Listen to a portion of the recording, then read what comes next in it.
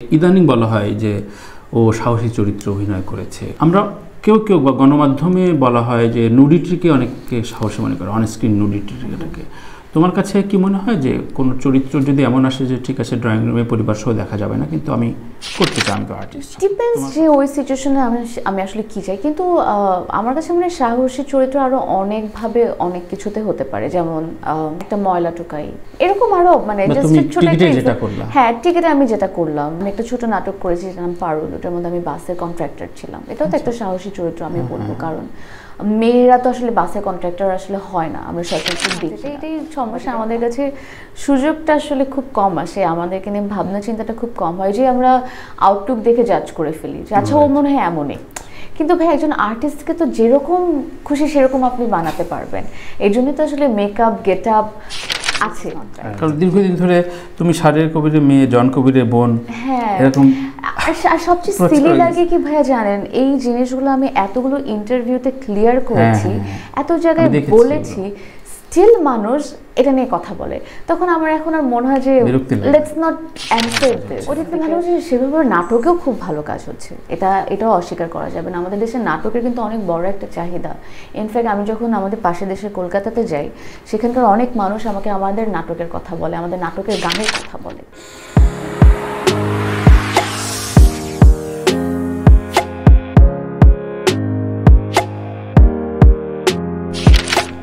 এবার তোমার কিছু চয়েস একটু শুনতে চাচ্ছি। ধরো অনেকের অনেক রকম পারসেপশন থাকে। ইদানিং বলা হয় যে ও সাহসী চরিত্রে অভিনয় করেছে।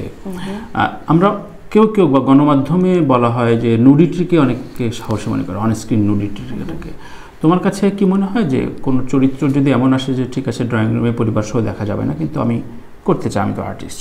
তোমার পারসেপশনটা, তোমার আর্টিস্ট বায়োগ্রাফিতে তুমি কি এ ধরনের কাজ রাখতে চাও কিনা?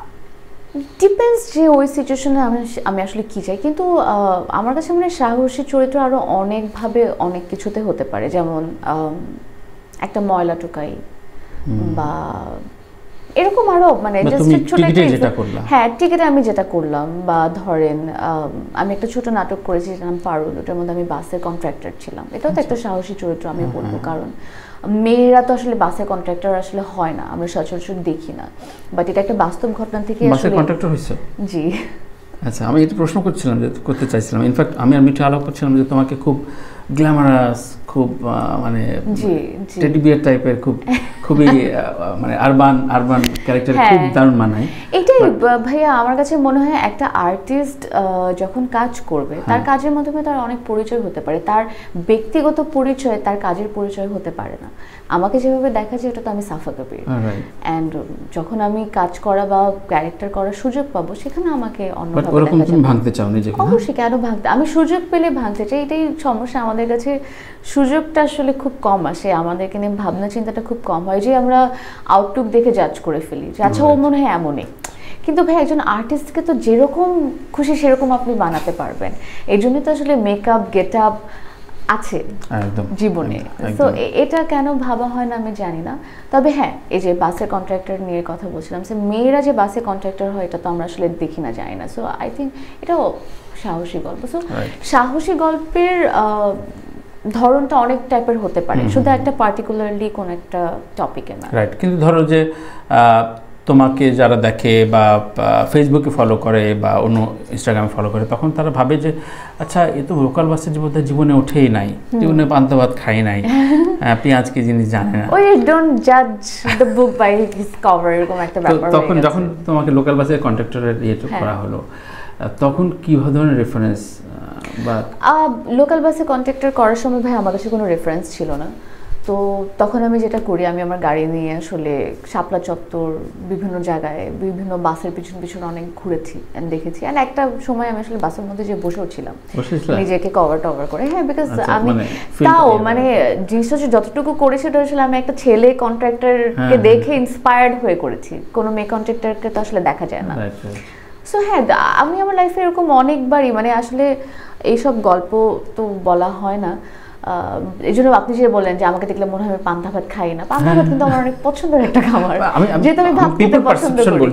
হ্যাঁ, এরকম দেখা যেত যখন থেকে আসলে ভাইয়া এটা একটু আগের প্রসঙ্গে চলেছে, যে বললাম যদি আমি কথা ওঠে, যেমন সাফন ভাই একটা আড্ডায় কথা বলছিল যে স্বামী আমাকে বলছিল, দেখ আমাকে দেখে অনেকে ভাবে আমি বোধহয় জুতো পরেই বোধহয় ঘুমাই। জি, এটাই মানে ভাই যেরকম দেখা যায় মানুষ ওটাই ভাবে। তো আগে যেরকম এসব বললাম, যদি থিয়েটার ব্যাকগ্রাউন্ড থেকে হতো বা আমার যদি কোনো একজন টিচার থাকতো, যেহেতু আমি জানি না, তখন হয়তো বেশ সহজ হতো। সো যখন থেকে আমি জানলাম যে আসলে কেউ নেই, নিজেরটা নিজের বুঝতে হবে, নিজেকে নিজে হেল্প করতে হবে, আমি তখন এরকম দেখা যেত বোরকা পরে রাস্তায় রাস্তায় ঘুরতাম, অনেক জায়গায় চলে যেতাম যেখানে লোকাল মানুষজনকে দেখা যায়, যাদেরকে দেখে হয়তো বা আমি ইন্সপায়ার্ড হতে পারবো বা আমি ক্যারেক্টার, বিকজ একা তো আসলে একটা ক্যারেক্টার নির্ধারণ করা সহজ না। আর যদি স্পেশালি আমার মতো একটা মানুষ যার environment background is completely different, আমি তখন চাইলেই একটা খুব গ্রামের কোর একটা মহিলার অ্যাক্টিং করতে পারবো না, বিকজ আমি তো জানি না আসলে ওনারা কেমনভাবে থাকে, কিভাবে কথা বলে বা তার চাল চরণ কেমন, আমার তাকে দেখতে হবে। Because I think I am a very good observer, otherwise হয়তো বা এতটুকু করতে পারতাম না। সো অবজার্ভ করতে হলে ওই পর্যন্ত যেতে হয় আর শিখতে। আর্টিস্টদের সোশ্যাল রেসপেক্টের নিয়ে আমরা অনেক আলোচনা করি, ইনফ্যাক্ট আমরা সেমিনারেও কিছু কথা বলেছি। তোমার কাছে কি মনে হয় artist respect in general, personally নিও না, ইন জেনারেল কেমন এখন এই অবস্থায়? যারা সাফা কবির হতে চাচ্ছে, যারা তোমাকে দেখে ঠিক আছে, তখন তুমি তাদের উদ্দেশ্যে কি বলতে চাও? রেসপেক্ট তো ভাইয়া আছে, এখন এটাও একটা মানুষের উপর ডিপেন্ড করে আসলে রেসপেক্টটা কোথা থেকে আসছে বা কোন ওয়েতে আসছে। অনেককে অনেকভাবে, এটা কিভাবে গুছিয়ে বলা যায়, ধরেন এক একজন মানুষের way of respect is different. কারোটা হয়তো বা লাউড, যেটা দেখে আমার মনে হবে যেভাবে কেন কথা বললো, বাট সে কিন্তু আসলে ইন জেনারেল মানুষটা এমন, but that is also respect. আবার কিছু, হ্যাঁ, আবার কিছু মানুষ হচ্ছে ভেরি নাইভ অ্যান্ড জেন্টল, ওটা বোঝাই যায়। বাট হ্যাঁ, আর্টিস্টদের মানুষজন ভালো তো অবশ্যই বাড়ছে, নাহলে তো আসলে এত আর্টিস্ট আমাদের ইন্ডাস্ট্রিতে তৈরি হতো না, বা হয়তো বা আমি আজ এখানে থাকতাম না, আমার 10 বছর ধরে কাজ করার সৌভাগ্য হতো না। সো রেসপেক্ট আছে। সো তুমি তোমার জায়গাটা ভীষণ হ্যাপি করতে চাচ্ছ? আলহামদুলিল্লাহ। বেশ কিছু ঘটনাক্রমে আমরা অনেক রকম খবর পাই বা অনেক রকম দুর্ঘটনা ঘটে যায়, এবং গণমাধ্যমের সাথে তানজিন তিশার একটা ঘটনা ঘটলো। গণমাধ্যমের সাথে সম্পর্কটা কেমন হওয়া উচিত বলে মনে করো, তোমাকে যদি বলতে বলা হয়? আমার কাছে যে আবার ওটা বলতে হয়, আমার কাছে মনে হয় যে পুরো ইন্ডাস্ট্রিটা হচ্ছে আমাদের একটা ফ্যামিলি, অ্যান্ড আমার কাছে মনে হয় যে প্রত্যেকটা জিনিস একটা সুতায় বাঁধা। আমার কাছে মনে হয় একজন আমরা আরেকজনকে ছাড়া ইনকমপ্লিট। সো সবার একটা লাইনে থাকলে আই থিঙ্ক বেটার, অ্যান্ড ওই আন্ডারস্ট্যান্ডিংটাও থাকা উচিত। আজকে হয়তো বা আমাকে দ্বারা একটা ছোটো ভুল হতেও পারে, অ্যান্ড সেই পক্ষেরও বোঝা উচিত, অ্যান্ড সেই পক্ষের ভুল হলেও বা কিছু হলে আমারও বোঝানো উচিত। সো আই থিঙ্ক মিডওয়েতে এসে পুরো ব্যাপারটাকে হ্যান্ডেল করলে। সাফা বেশ হিসেব করে গণমাধ্যমের সাথে মেশে বা কথা বলে, এরকম একটা ব্যাপার সেলফ সেন্সর করো কিনা বা করা উচিত কিনা এখন?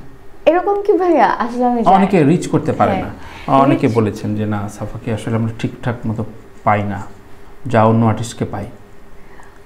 আমার মনে হয় না এরকমটা। আমি আমার সাধ্যমতো চেষ্টা করি যখনই সুযোগ সুবিধা মেলে ওখানে যাওয়ার বা ওখানে থাকার বা এটা করার। বাকিটা যদি না হয়ে থাকে তাহলে হয়তোবা আমি কাজে ছিলাম। But you are very nice to communicate. তোমার কাছে গণমাধ্যম বা টোটাল মিডিয়াম কতটা সৌহার্দ্যপূর্ণ, বন্ধুত্বপূর্ণ আচরণ করেছে এই 10 বছরে? আপস অ্যান্ড ডাউনস তো ভাই থাকেই, কিন্তু ইন জেনারেল ধরো তুমি পার্সোনালি নিও না, এই যে ক্লিক বাইটের যুগ, বিভিন্ন কথা জোড়াতালি লাগিয়ে অনেক রকম থাম্বনেইল দিয়ে অনেক রকম কিছু হচ্ছে, সেগুলো নিয়ে কথাবার্তা হচ্ছে, সভা সেমিনার হচ্ছে।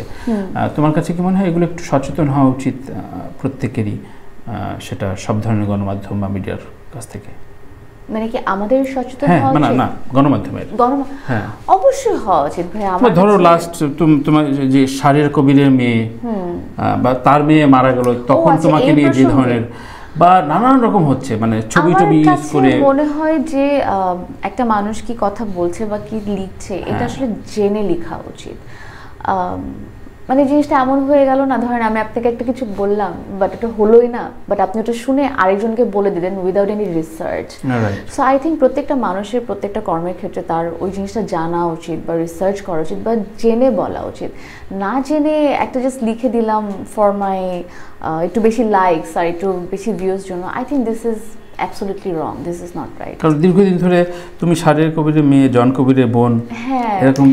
আর সবচেয়ে সিলি লাগে কি ভাইয়া জানেন, এই জিনিসগুলো আমি এতগুলো ইন্টারভিউতে ক্লিয়ার করেছি, এত জায়গায় বলেছি, স্টিল মানুষ এটা নিয়ে কথা বলে। তখন আমার এখন আর মনে হয় যে let's not answer this, because true. আর কত মানে আর কত সহ্য ক্ষমতা। তোমাদের ইন্টার রিলেশন ধরো সমসাময়িক, সেটা বলি, যদি ফারিন তোমার অনেক জুনিয়র, মেহজাবিন বা তুমি, তিশা, বা তোমাদের ভিতরে সম্পর্কটা কেমন? কেউ কারো কাজ দেখো বা বলো? না, অবশ্যই আমি সবার কাজ দেখি। টেক্সট করো? হ্যাঁ, না এই জিনিসটা হয় না প্রবাবলি বিকজ আমাদের এত ফ্রেন্ডশিপ হওয়ার কারণটা হচ্ছে তাদের সাথে কাজগুলো বেশি হয়, তাদের সাথে সময়টা বেশি কাটানো হয় অ্যান্ড দেখাটা বেশি হয়। এভাবে আমাদের ফিমেল আর্টিস্টদের সাথে কাজ মানে দেখাটা খুব কম হয়, বিকজ আমাদের ফিমেল কোলাবোরেশন বা ফিমেল আর্টিস্টদের কাজ একসাথে একজন আরেকজনকে দেখতে পারে না, দেখতে পারি না। এটা তো একদম পার্সোনাল একটা ব্যাপার। যদি কাজের প্রসঙ্গে আসি, আই রিয়েলি হোপ এটা নিয়ে ভাবে, মানে আমাদের মধ্যে ফিমেল আর্টিস্টদের কাজ খুব কম হয়, ফিমেল গল্প খুব কম হয়। যেখানে যদি আমরা একটু বাইরের দেশে দেখি বা আমাদের পাশের ইন্ডিয়াতেই যদি দেখি, দেখবেন অনেক ফিমেল বেসড কাজ হচ্ছে যেখানে শুধু একটা ফিমেল না 3-4টা ফিমেলস থাকছে। আমাদের দেশে এরকম কাজ হয় না, সো দ্যাটস ওয়াই হয়তো আমাদের ফিমেল আর্টিস্টদের সাথে দেখাই হয় না।